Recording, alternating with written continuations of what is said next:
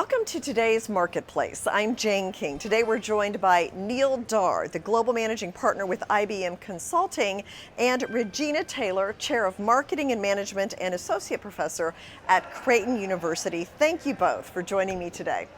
Good to have you back, Professor. We all know that the use of AI is global, and how AI can be a competitive edge for companies that are investing in it.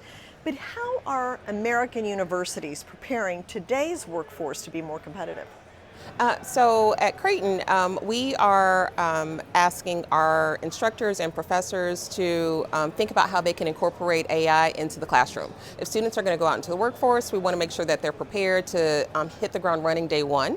And so we have workshops that are created by our Center for Faculty Excellence.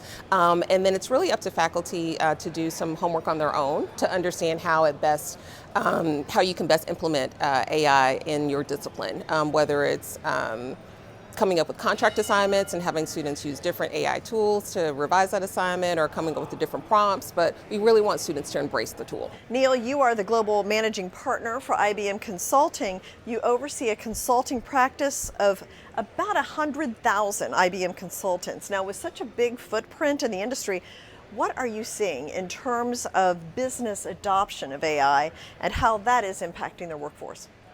Well, Jane, first of all, thank you for having me here.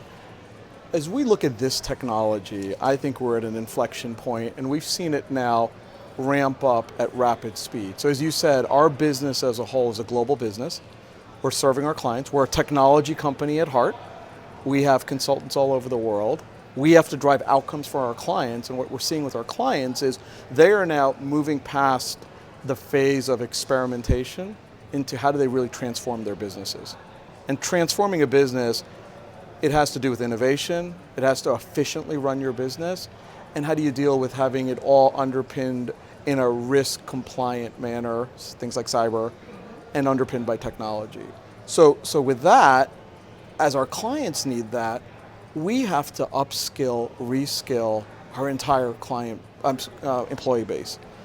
And that's a responsibility for us as leaders around making sure that not only are they given the tools, but they know how to use the tools to upskill, reskill themselves and drive the value for our clients. Neil, I'm hearing about a new C-suite position of Chief Learning Officer. So how do CLOs address keeping the workforce current and also advances as it relates to AI? Well, the Chief Learning Officer, I personally believe, is going to be a critical role over the coming next 3, 5, 10 years. And why do I say that? Because this technology is moving at such rapid pace, it doesn't matter if you're a senior leader, someone who's the CEO or reporting to the CEO, or the new joiner that joins a large organization or small organization, you're going to have to constantly evolve and do your work differently. And as you do that, learning is going to be an underpinning, a critical underpinning on how you drive things forward. So what we're seeing now is as more junior people take on incremental responsibility around actually managing, supervising AI, things like judgment and governance come into play, and we have to teach them that. Like, that's our responsibility, not only at the university level, but also at the business level. Before companies invest in AI, CEOs want to know if they will be getting a return on their investment. How are boardrooms measuring AI and the ROI on that? I think it's now just getting into the boardroom around question one, call it a year and a half, 2 years ago, was what is this thing called AI, agentic AI, and how's it going to change? And Mr. CEO, Miss CEO, tell us how you're going to go drive this. Now it has moved to, okay, you've done some experimentation. This is here to stay. It's going to change our businesses dramatically. What does the undercarriage look like to go drive systematic change? And that includes people. So not only is it people plus technology, at IBM we like to call it digital plus labor. So actually driving a return on investment case. I'm actually a finance person by background, so I always think about things through an ROI lens. So boards are now asking, if we make these investments in our people, in our technology, how are we going to see the return on investment? And it's not just cost. Cost is one element, but how are we going to redo a business platform from an innovation standpoint? How are we going to protect the company in a more wholesome way, leveraging this technology? Neil, we all know about AI's ability to increase a company's productivity, but are there any job quality benefits? I think the type of work, especially at our junior levels, is changing quickly. So I think the quality of work, because I remember when I started decades ago, I looked at what the work was done by someone before me. In some ways I copied what they did, right? Made some tweaks for the current year assessment.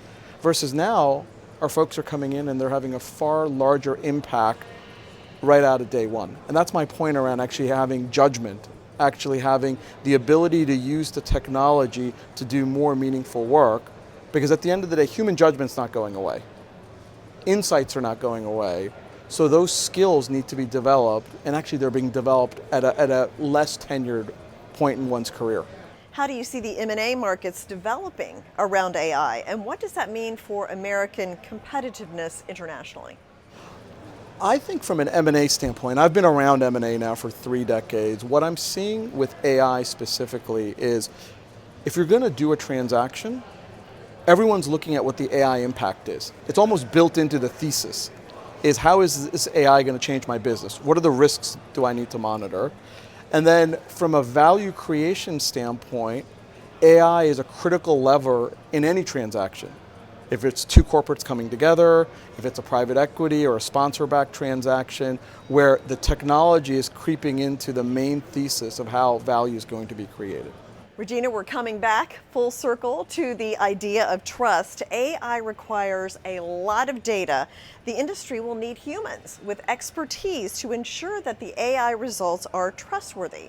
Are there currently any shortages of AI skilled labor in AI? No, not that we're seeing, but at Creighton we really want to take a values-based approach with our students so they understand the implications of the decisions that they're making, and so they have to be very careful and very critical of the outputs that AI gives them and the impact of the decisions they're making with AI on employees, on communities, on everyone that's involved in the process. And this question is for both of you. How should universities retool their curriculum to fill this gap in the market? Let's start with Neil, since your clients need skilled entry-level talent. I think it's critical that universities and businesses are locked at the hip to actually bring real-life applications into the classroom. At IBM, we're doing this day in and day out. We have a skills build program where we're looking to work with universities and schools to educate and upskill 1.8 million soon-to-be workers. And I think that teaming between universities and business to actually bring real-life applications into the classroom much earlier in one's development, learning development, I think is critical. Oh yes, we have students at Creighton do lots of internships. So given our location, students do internships in any one of Fortune 500 companies located in Omaha, Nebraska. But we also have practicums within our school. So we have an Apple Run student store where students are actually using decision making and analytical ability to make decisions like day in and day out, or our portfolio management practicum where they're managing $10 million in our endowment and making those critical decisions using judgment. And so having them prepared when they go out on the market because of these practicum and internship experiences will help them hit the ground running when they start their first job. AI is such a dynamic topic. This has been very informative. Thank you both for joining us today.